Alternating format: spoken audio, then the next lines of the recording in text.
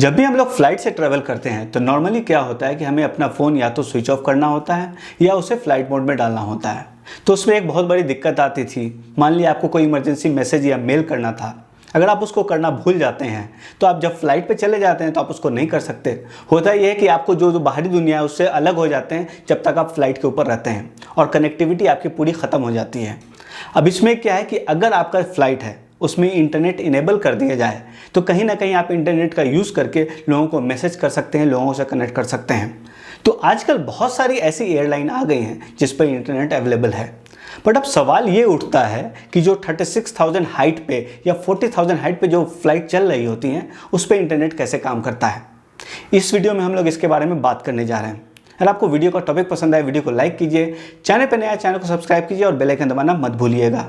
तो सबसे पहले हम लोग ये देखेंगे ये जो फ्लाइट इंटरनेट है ये कैसे काम करता है। ये बेसिकली दो तरीके से काम करता है, जिसमें पहला तरीका है ग्राउंड बेस्ड। ये जो तरीका है ये वैसे ही काम करता है जैसे कि हमारा सेलफोन काम करता है। ये क्या करता है, जैसे हमारा सेलफोन जो नियरेस्ट टावर है उससे कनेक्ट होता है, उसी तरह से जो हमारा फ्लाइट है वो नियरेस्ट टावर से कनेक्ट होता है। एक्चुअली में होता क्या है कि फ्लाइट के नीचे एक एंटीना लगा होता है। वो एंटीना क्या होता है जो नियरेस्ट टावर है उससे लिंक करता है। फिर जैसे जैसे फ्लाइट आगे बढ़ती है तो उसके बाद जो टावर आता है उससे कनेक्ट होता है। तो ऐसे ही ये कनेक्टिविटी बनती जाती है।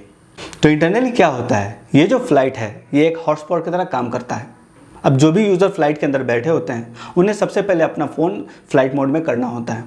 उसके बाद क्या है कि आप सेटिंग्स में जाते हैं, वाईफाई सेक्शन में जाते हैं, तो आपको जो भी हॉटस्पॉट वहाँ पे जनरेट हो रहा है उसका ऑप्शन आ जाता है।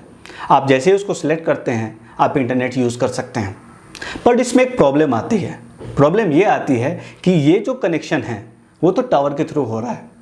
अब अगर आपकी फ़्लाइट जो है वो ओशन के ऊपर से गुजर रही है, लार्ज वाटर मासेस है उसके ऊपर से गुजर रही है, तो वहाँ पे तो टावर होगा नहीं, वहाँ पे तो नेटवर्क चला जाएगा। तो इस प्रॉब्लम को सॉल्व करने के लिए आता है दूसरा तरीका, जो होता है सैटेलाइट वाईफाई। ये क्या करता है, जो ऑर्बिटिंग सैटेलाइट्स हैं उनको यूज़ करके इंटरनेट प्रोवाइड किया जाता है। तो जिस तरह से फ्लाइट के नीचे एंटीना लगा होता है उसी तरह से फ्लाइट के ऊपर में भी एंटीना लगा होता है। वो क्या करता है, जो नियरेस्ट सैटेलाइट है उससे कनेक्ट करता है। अब क्या होता है, जो ऑर्बिटिंग सैटेलाइट्स होते हैं वो ग्राउंड स्टेशन से कनेक्टेड होते हैं। अब क्या होता है, जैसे जैसे फ्लाइट मूव करती है तो फ्लाइट आगे बढ़ती जाती है तो उसके नियर में जो सैटेलाइट होता है उससे कनेक्ट होता है। और बाकी जो हॉटस्पॉट का प्रोसेस है ये वैसे ही काम करता है जैसे पिछले तरीके में काम कर रहा था। अब इसमें क्या होता है, सैटेलाइट वाईफाई में दो तरह के आपको बैंडविड्थ मिलती है। एक नैरो बैंड मिलती है, एक ब्रॉडबैंड मिलती है। जैसा कि हम लोग जानते हैं कि ब्रॉडबैंड की स्पीड अच्छी होती है और नैरो बैंड की स्पीड उतनी अच्छी नहीं होती है। तो जहाँ ब्रॉडबैंड चल रहा होता है वहाँ आप वीडियो स्ट्रीम कर सकते हैं, गेम्स खेल सकते हैं, और जहाँ आपको नैरो स्ट्रीम हो तो आप बेसिक काम कर सकते हैं, जैसे कि आपको कुछ टेक्स्ट भेजना हो, कुछ मेल करना हो, उस तरह का बेसिक काम आप कर सकते हैं। बट क्या होता है, एक्सेस दोनों केसेस में पूरे इंटरनेट का होता है। आप दोनों में कोई भी काम कर सकते हैं, बट नैरो बैंड में आपको स्पीड कम मिलेगी, अब ब्रॉडबैंड में स्पीड ज़्यादा मिलेगी। तो अब सवाल ये उठता है कि जिस एयरलाइन में आप ट्रैवल करने जा रहे हैं उसमें आपको वाईफाई इनेबल्ड है कि नहीं है, ये आपको कैसे पता चलेगा। नॉर्मली क्या होता है कि एयरलाइन आपको ये पहले से इन्फॉर्म कर लेती हैं। जब आप टिकट लेते हैं उसी टाइम आपको पता चल जाता है।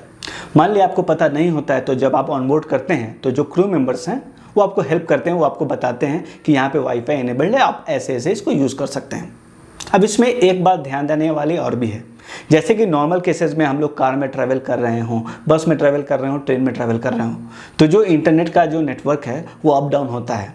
ये सेम प्रॉब्लम आपको फ़्लाइट में भी मिलेगा। फ़्लाइट में इनफैक्ट केसेस ज़्यादा हो सकते हैं क्योंकि वहाँ पे ज़रूरी नहीं है कि वो टावर के नज़दीकी फ़्लाइट चल रही हो या हमेशा सैटेलाइट के रेंज में हो, तो अप डाउन हो जाता है। But on the broader sense ये काफ़ी यूज़फुल होता है क्योंकि अगर आपका कोई इंपॉर्टेंट काम रह गया है तो आप उसको आसानी से कर सकते हैं। अब इसमें एक दूसरा सवाल ये उठता है कि क्या सारी एयरलाइन में ये फैसिलिटी अवेलेबल है।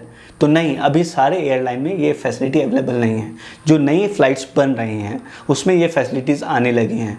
तो जो भी आप फ़्लाइट बुक कर रहे हैं उसमें ज़रूरी नहीं है कि आपको ये फैसिलिटी मिले। बट जिस तरह से वर्ल्ड ट्रांसफॉर्म हो रहा है और हम लोग डिजिटल वर्ल्ड की तरफ बढ़ रहे हैं तो ये लग रहा है कि बहुत जल्द ही सारी एयरलाइंस इसमें कन्वर्ट हो जाएंगी और जो सारे डोमेस्टिक फ़्लाइट हो या इंटरनेशनल फ़्लाइट हो हमें ये फैसिलिटीज़ अब मिलने लगेंगी। दोस्तों, मैं उम्मीद करता हूँ आपको ये वीडियो पसंद आएगा। अगर आपको वीडियो पसंद आए वीडियो को लाइक और शेयर कीजिए। अगर आप हमारे चैनल पर नए आए तो चैनल को सब्सक्राइब कीजिए और बेल आइकन दबाना मत भूलिएगा।